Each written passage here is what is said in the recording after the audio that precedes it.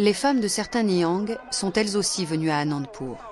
Elles ont leur propre campement, non loin de celui des hommes. Nous aussi on porte le poignard. C'est obligatoire puisque c'est le symbole de notre religion. Je viens chaque année à Anandpur. Mon mari est là lui aussi. On a pris un tracteur pour venir. On est plus de 500 du même village. Le gourou Govind Singh, c'est le plus important pour nous. On vient ici pour l'honorer. On vient pour le servir. C'est notre devoir.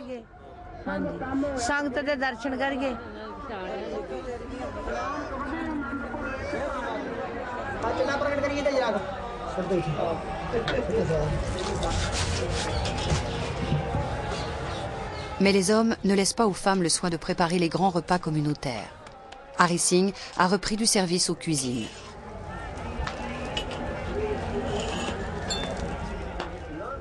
Vous préparez à manger pour les Niang? Non, non, c'est pour tout le monde. De n'importe quelle caste, n'importe quelle religion. Tout le monde peut venir ici. Tant qu'il y a à offrir, on offre. Combien on sera aujourd'hui, je ne sais pas. Je continuerai à faire du pain tant qu'il y aura du monde. Et quand ce sera fini, je retournerai la poêle. L'hospitalité des Sikhs n'est pas un vain mot. Aujourd'hui, plus de 1000 personnes auront grâce à eux mangé un repas chaud.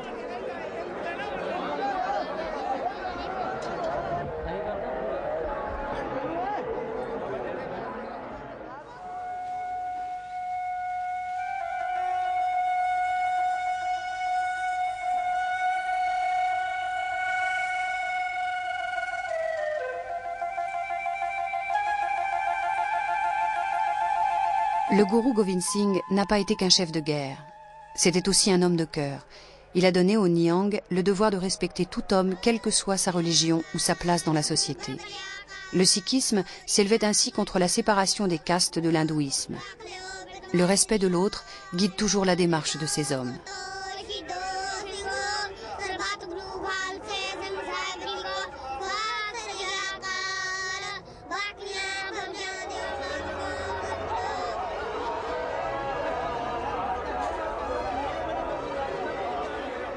La vie au campement est très organisée, malgré l'anarchie apparente. Ici, on partage son temps entre la lecture, la prière et le soin apporté aux chevaux ou à sa propre personne.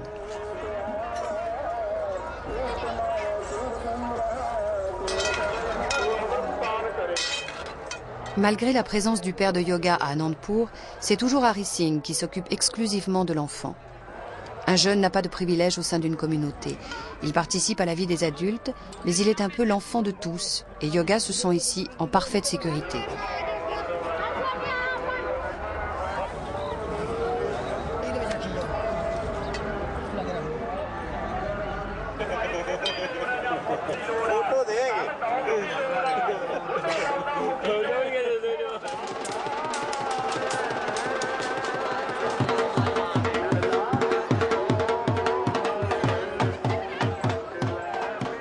À Anandpur, les Niang sont un peu les rois de la fête. Ils ont toujours un public. Nuit et jour, les pèlerins défilent au temple. Les manèges et les attractions ne désemplissent pas.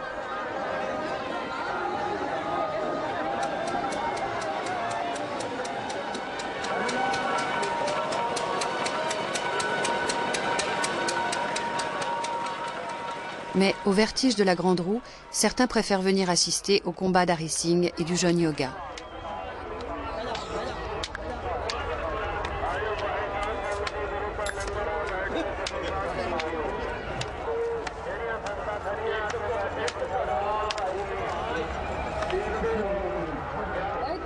Depuis son arrivée à Anandpur, Hari Singh a revêtu la tunique jaune. c'est la couleur du sacrifice, en souvenir du gourou Govind Singh qui, dans cette ville, demanda aux Nihangs de faire don de leur vie pour sauver la religion.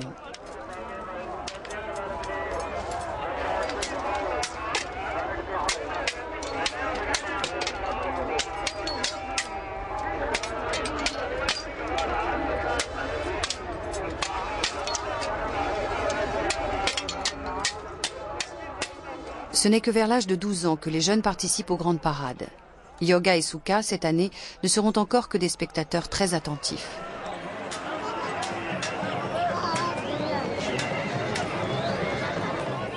Le dernier jour des fêtes de Hola Mohalla commence. Tous les Nihangs descendent en procession la grande rue d'Anandpur. Chaque communauté est regroupée derrière son étendard.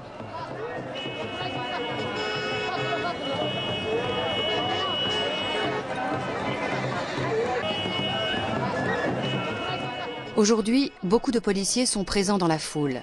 La plupart sont eux-mêmes des Sikhs, ce qui n'a rien d'étonnant. L'armée et la police indienne comptent plus de 10% de Sikhs dans ses rangs. Cette religion, guerrière à l'origine, donne à l'État indien ses meilleurs chefs militaires. Mais le gouvernement se montre encore très prudent lors des grandes réunions de ce genre.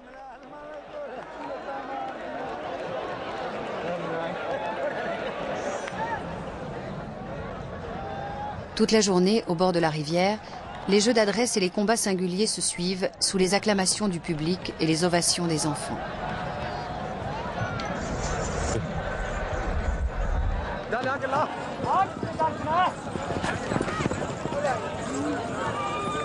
Chacun vit ce moment de la fête comme un hommage à la mémoire du gourou Govind Singh.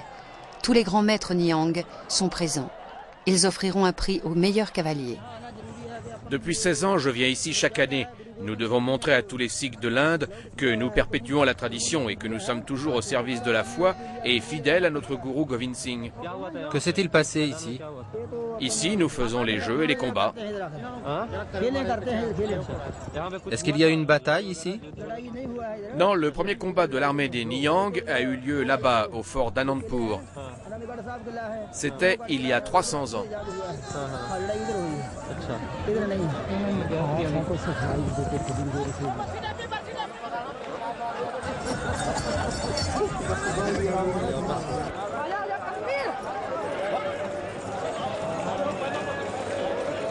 Hari Singh n'est pas inquiet pour l'avenir.